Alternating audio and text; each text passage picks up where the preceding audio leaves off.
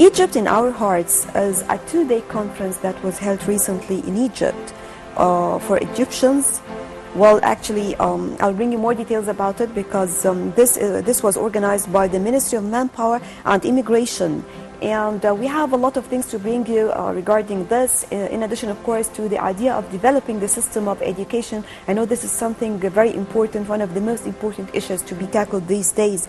It's a pleasure to have with us Dr. Mahmod Azmy, Consultant of Academic Higher Education and Vice Chairman of the Egyptian American Council. Hello and good morning, sir. Good morning. Pleasure is mine. Good morning, Dr. Mahmoud. First of all, how do you see the importance of holding this conference at this particular time? Well, in fact, forget about particular time. It's very important all the time, but particular time because you don't hear what overseas Egyptians' feelings about whatever happening here, and you have to get the message to those who lives in Egypt that overseas people, whatever we call them, still approving everything happening here. Tell us more about that conference. I mean, what issues were covered? Tell us more. The conference is normally happened once a year, and it is for Egyptians who live abroad to come down here and bring either whatever they would like to do for Egypt or whatever they would like to work out with the Egyptian authority that can help Egyptians overseas.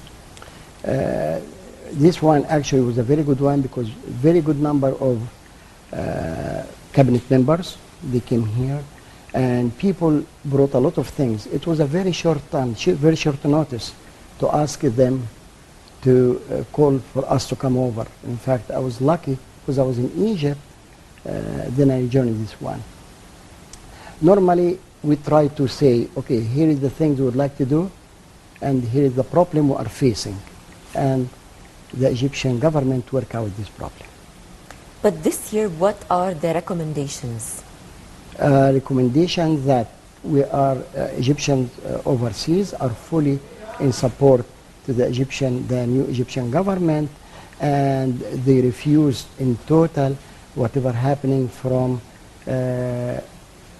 the other opposition party. But how can they do this? Because we've all witnessed some demonstrations taking place abroad, expressing their support to what took place in Egypt and expressing their support, of course, to the army. So what else can be done by them there? First of all, you cannot hold people from demonstrating. You know, if 10 people only demonstrating, it's called demonstration. Yes. And they have the right overseas. So not because there is a demonstration supporting the old regime, it means, oh, they are supporting. No. See exactly who is here, who is there. There is a lot of demonstrations in support of the regime. In fact, they did a lot. One of the things they did, we had, actually the Egyptian community, we bought a full page on New York Times, and we wrote our opinion about whatever happening here. We went to the White House, went to the Capitol, which is Congress, and they brought up that the American government are not right in their support to the Muslim Brotherhood. So talking about the way that they can support the country, I'm talking about, of course, Egyptians abroad. So it is not only the matter, because many people, they believe just it has to do with investments or economy or something like this. But I believe in the expertise, because this is exactly what we need.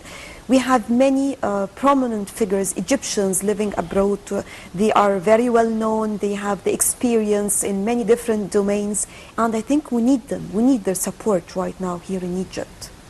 Would you like to know the truth? Or would you like to know something No, from I the want TV? to know the truth because Okay, this is something very important. We hear a lot of words about it. The truth is that we always fail because we bring a lot of things to support the Egypt.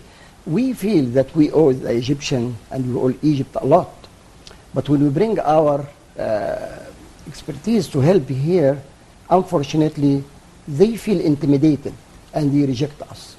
We did a lot. One of the things I did personally last year, I tried to affiliate American University with the Egyptian University. American universities, they always offer their courses The tuition is $750 per credit hour, which you need 120 credits to finish bachelor degree.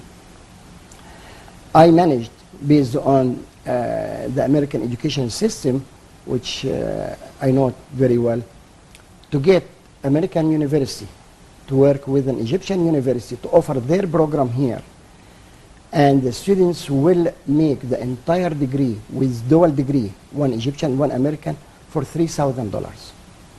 If he will go to America, only tuition will cost him almost $100,000. It was rejected. Why? Because it's distance learning. Yes, open university, and this is the only way you can cut down the tuition to bring them here.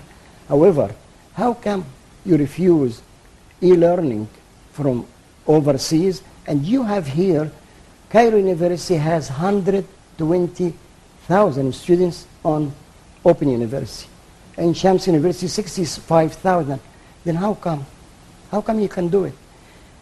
To e-learning, or actually that time called distance learning, started in 1892.